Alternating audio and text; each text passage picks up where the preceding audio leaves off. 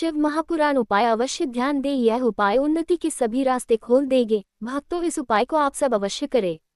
व्यापार में उन्नति और सफलता के उपाय जानिए। भक्तों, आज एक बात बहुत ध्यान से सुनिएगा।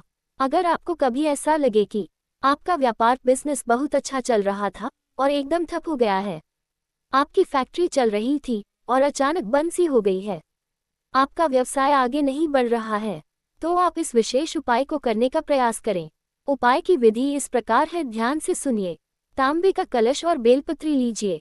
एक तांबे के कलश में जल लीजिए, एक बेलपत्री को अपने हाथ के नीचे रखिए और तांबे के कलश को उसके ऊपर रखिए।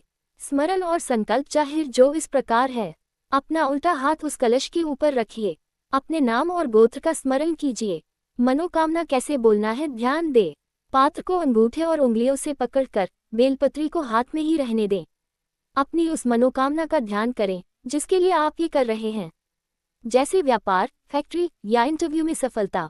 श्री तुम्बरुकेश्वर महादेव का नाम जल के पात्र को स्पर्श करते हुए श्री तुम्बरुकेश्वर महादेव का नाम लेकर वह जल शिवजी को अर्पित कर दें।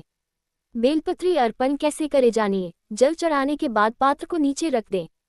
अब बेलपत्री को शिवजी पर इस तरह चढ़ाएं कि उसकी डंडी का भाग अशोक सुंदरी के स्थान की ओर हो।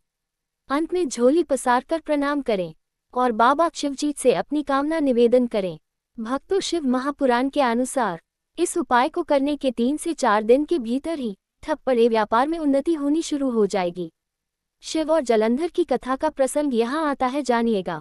भगवान विष्णु और माता वृंदा के सतीत्व की कथा का भी वर्णन है, जानिए। भगवान शंकर ने विष्णु जी से कहा कि जलंधर की पत्नी वृंदा का सतीत्व इतना प्रबल है कि वे उसे जलंधर को मार नहीं सकते। जब तक उसका सतीत्व नहीं डोलता तब तक उसका संहार संभव नहीं है।